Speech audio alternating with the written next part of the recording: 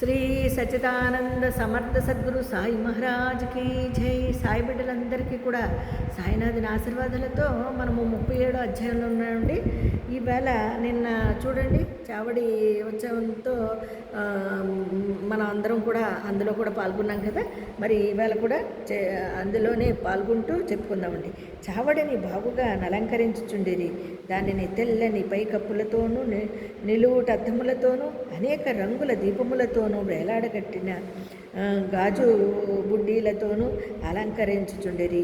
చావడి చేరగానే తాత్యా ముందు ప్రవేశించి ఒక ఆసనమును చేసి బాలీన నుంచి బాబాను కూర్చోబెట్టిరి.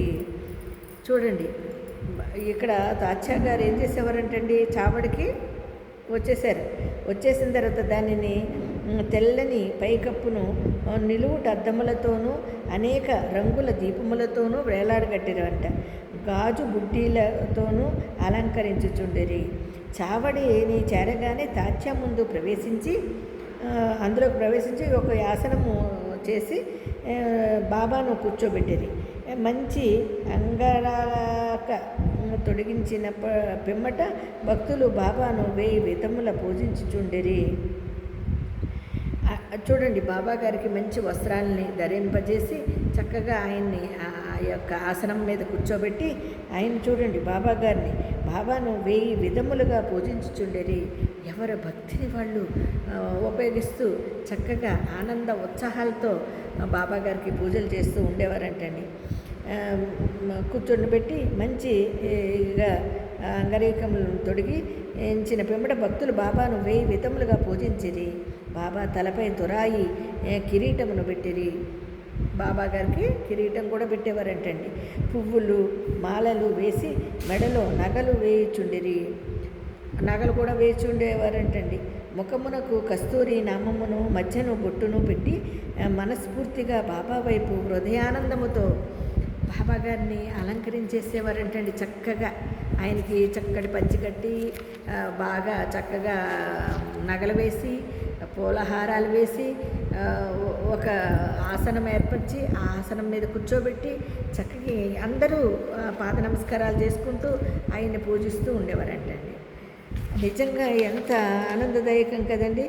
హృదయపూర్వకంగా బాబా గారిని పూజిస్తూ తలపై కిరీటము అప్పుడప్పుడు తీసేస్తూ ఉండేవారంటండి. బాబా గారు తీర్చుండేవారు, లేనిచో బాబా దానిని విసిరివేసి ఉండేవారు. ఆయనకి ఈ అలంకారాలంటే ఇప్పటికీ ఇష్టం లేదండి, ఎప్పుడూ ఇష్టం లేదండి ఆయన దీన్ని. కాకపోతే మన తృప్తి కోసం చేసుకోవడమే కానీ బాబా గారికి బంగారు కిరీటాలు, వెండి కిరీటాలు, లేకపోతే ఆసనాలు, ఇవన్నీ కూడా సింహాసనాలు, ఇవన్నీ ఏమీ ఇష్టం లేదండి బాబా గారికి. అప్పుడు లేదు, ఇప్పుడు లేదు.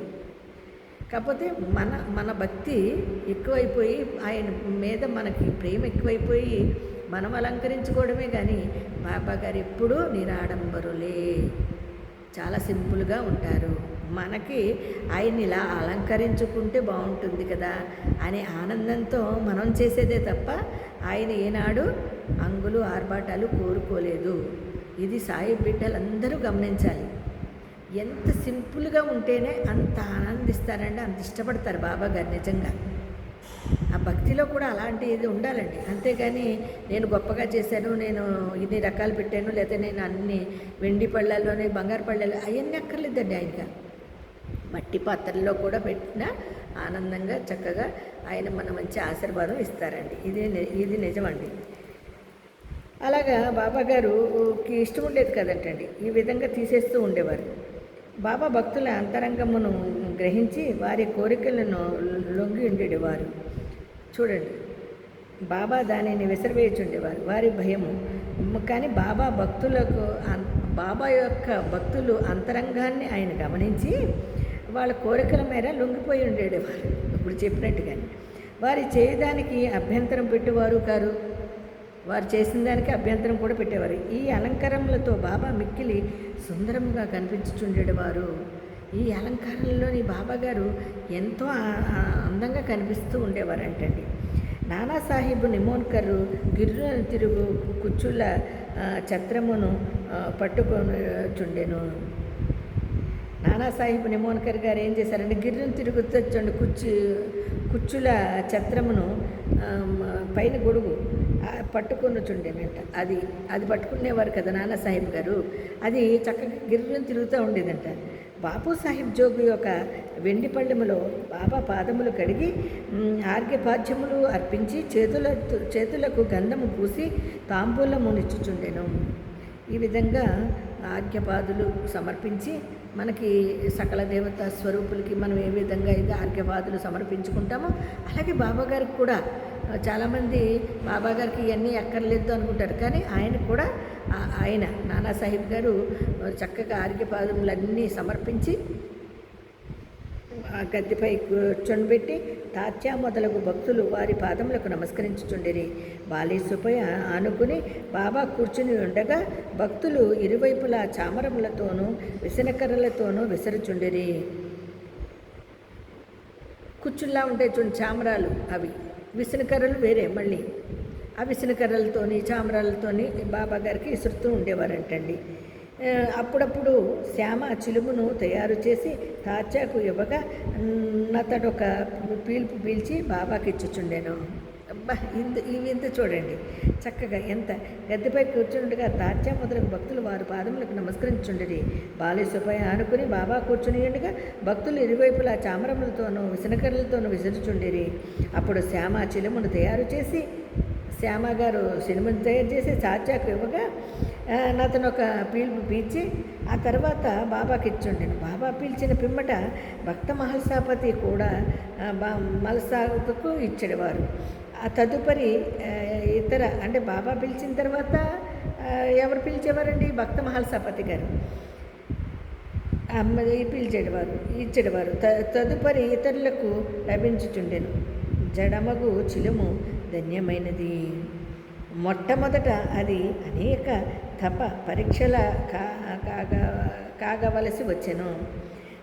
కొమ్మరులు దానిని త్రొక్కుట, ఎండలో ఆరబెట్టుట, నిప్పులో కాల్చుట వంటివి సహించి తుదకు అది బాబా ముద్దుకు హస్తస్పర్శకు నోచుకున్నది. చూసారా? ఆయన చిలుము కాలిస్తే గొట్టం ఉంటుంది కదండి, ఆ గొట్టము మరి ఎవరు చేస్తారండి? కొలుములోని కుమ్మరి చేస్తాడు కదా, కుండలు కాల్చి ఆ మట్టిని తొక్కుతారు. తొక్కిన తర్వాత దాన్ని తయారు చేస్తారు. తయారు చేసిన తర్వాత అది బాబాగారి పెదాల మీదకి అంటే ముద్దుకి, ఆ ముద్దు అయిన తర్వాత హస్తస్పర్శకి ఎంత అదృష్టం అండి, ఎంత పుణ్యం అండి కదా. అది ఆ చిలుము గొట్టం కూడా నిజంగా పుణ్యం చేసుకుంది కదండి. ఇన్ని రకాలుగా తయారై వస్తే బాబాగారి స్పర్శను పొందిందండి. అలాగే మనం కూడా ప్రతి దాంట్లోని ఇప్పుడు ఈరోజు షిరిడి వెళ్తున్నామంటే బాబాగారు తిరిగాడేం ప్రసాదం అని మన అక్కడ ఆ ప్రదేశాన్ని నడుస్తూ ఉన్నప్పుడు కూడా మనకి ఒళ్ళంతా పులకరిస్తుంది. అబ్బాబ్బా మా బాబాగారు ఇక్కడ తిరిగాడేం ప్రదేశం, మనం అందుకని వెళ్ళాలండి. మనం కూడా పులకరించాలి, ఆనందపడాలి. ఆ చిలుముగొట్టం చూడండి బాబాగారి చెంతకు చేరింది. ముద్దుగా చక్కగా బాబాగారి నోట్లో పెట్టుకోకుండా ఆయన చూడండి ముందుగానే వాళ్ళు పీల్చడము, ఆ తర్వాత బాబాగారు పీల్చడము, ఆ తర్వాత అందరూ పంచుకొని దాన్ని పీల్చడము జరిగేది. నిజంగా అదే జడమగు చిలుము ధన్యమైనది. అంతే కదండి. మరి జలమైన ధన్యమైనది, జడమగు చిలుము ధన్యమైనది. మొట్టమొదట అది అనేక తప పరీక్షలకు వచ్చి పరీక్షలు అయిపోతాయి. దానికి అన్నీ అయిన తర్వాత కదా బాబా దగ్గరికి వచ్చింది. కుమ్మరులు దాన్ని త్రొక్కుతారు, ఎండలో ఆరబెడతారు, నిప్పుతో కాల్చుతారు. అన్నిటినీ సహించి తుదకి అది బాబా ముద్దు హస్తస్పర్శకు నోచుకున్నది. ఆ ఉత్సవం పూర్తి అయిన పిమ్మట భక్తులు పూలదండలను బాబా మెడలో వేసేవారు. వాసన చూచుటకు పువ్వుల అగరత్తులను చేతికిచ్చేవారు. బాబాగారు ఇవన్నీ అన్నీ చేసిన తర్వాత బాబాగారిని ఇన్ని రకాలుగా పూజించి అన్ని ఆహారాలు వేసి అన్నీ చేసిన తర్వాత ఆయన వాసన చూసుకోవడానికి పూలగుత్తులు అగరబత్తులు ఇచ్చేవారటండి చేతికి. చూడండి బాబాగారు ముద్దుకు బాబా మెడలో వేసిన వారు వాసన చూచుటకు పువ్వుల అగరబత్తులు చేతికిచ్చేవారు. బాబా నిర్భయమోహము అభిమాన రాహిత్యము గల అవతారమగుట చేత ఆ అలంకరములను కానీ మర్యాదలను కానీ లెక్కపెట్టువారు కారు. భక్తుల యందుగల అనురాగము చే వారి సంతుష్టి కొరకు వారి ఇష్టానుసారము చేయుటకు ఒప్పుకొనుచుండిరి. ఆఖరకు బాపు సాహిబ్ జోగు సర్వ లాంఛనములతో హారతి నిచ్చువాడు. హారతి సమయమున బాజా భజంత్రి మేళతాళములు స్వేచ్ఛగా వాయించువారు. హారతి ముగిసిన పిమ్మట భక్తులు ఆశీర్వాదములను పొంది బాబాకు నమస్కరించి ఒకరి తరువాతనొకరు తమ తమ ఇండ్లకు పోవుచుండిరి. చిలుము, అత్తరు, పన్నీరు సమర్పించిన పిమ్మట తాచ ఇంటికి పోవుటకు లేవగా చూడండి ఇన్ని జరుగుతాయి. ఎన్ని రకాలుగా చూడండి. పూలదండలు బాబా మెడలో వేస్తారు. వాసన చూచుటకు పువ్వులు అగరబత్తులు ఇస్తారు. ఆయన నిర్వ్యామోహము అభిమాన రాహిత్యముకి అన్నిటికీ అవతారమగుట చేత ఆ అలంకరములను కానీ మర్యాదలను కానీ లెక్క పెట్టారు బాబాగారు. కానీ మన కోసము గమ్మని ఉండేవారండి. ఆయన అన్నీ చేయించుకోండి. లేవగా చూడండి తాత్య ఇంటికి పోవుటకు ఇవన్నీ చేస్తారు.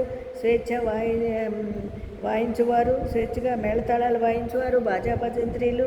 హారతి ముగిసిన పిమ్మట భక్తులు ఆశీర్వాదములను పొంది బాబాకు నమస్కరించి బాబా ఆశీర్వాదాలను పొంది ఒక్కొక్కరు లేస్తారండి. ఇంకా హారతి అయిపోతుంది, అన్నీ అయిపోతుంది. లేవగా బాబా ప్రేమతో అతనితో ఇట్లా నేను తాత్య ఇంటికి పోవటానికి లేస్తాడండి. అప్పుడు బాబాగారు అంటారంట ప్రేమతో నతన్ని ఇట్లా నేను నన్ను కాపాడుము, నీకు ఇష్టమున్నచో వెళ్ళుము, కానీ రాత్రి ఒకసారి వచ్చి నా గూర్చి కనుగొనుచుండుము, అట్లనే చేయుదుననుచు తాత్య చావడి విడిచి గృహమును పోవుచుండెను. బాబా తన పరుపును తానే అమర్చుకొనువారు. 50-60 దుప్పట్లను ఒక్క దానిపై ఇంకొకటి వేసి దానిపై నిద్రించువారు. మనము కూడా ఇప్పుడు విశ్రమించెదము. ఈ అధ్యాయమును ముగించక ముందు భక్తులకు ఒక మనవి. ముగించే ముందు భక్తులకు ఒక మనవి. ప్రతిరోజు రాత్రి నిద్రించుటకు ముందు సాయిబాబాను వారి చావడి ఉత్సవంను జ్ఞప్తికి తెచ్చుకొనవలెను. చూసారా, 37వ అధ్యాయాన్ని ప్రతి ఒక్క సాయి బిడ్డ గుర్తు చేసుకోండి. ఎందుకంటే సాయి మందిరాల వాళ్ళు కానీ సాయి బిడ్డలు కానీ వీళ్ళందరూ కూడా మీ అందరికీ కూడా చెప్తున్నానండి. బాబాగారు అన్నారు, ఎందుకంటే అంత గొప్ప అనుభవాలు అనుభూతుల్ని మిగిల్చిందండి మనకి ఈ ఉత్సవం, ఈ చావడి ఉత్సవం. కాబట్టి మన సాయి బిడ్డలందరూ కూడా ఈ 37వ అధ్యాయాన్ని మీరు పడుకుంటే ముందు ఈ యొక్క అధ్యాయాన్ని గుర్తు చేసుకుంటే బాబాగారు మనతోనే ఉంటూ మనకు మంచి ఆశీర్వాదాన్ని ఇస్తున్నట్టుగా మనం కూడా భావన చేసుకుని మంచి నిద్రపోతాం కదండి. మరి 38వ అధ్యాయంలో కలుసుకుందామండి మళ్ళీ రేపొద్దున. అంతవరకు అందరికీ సాయిరామండి.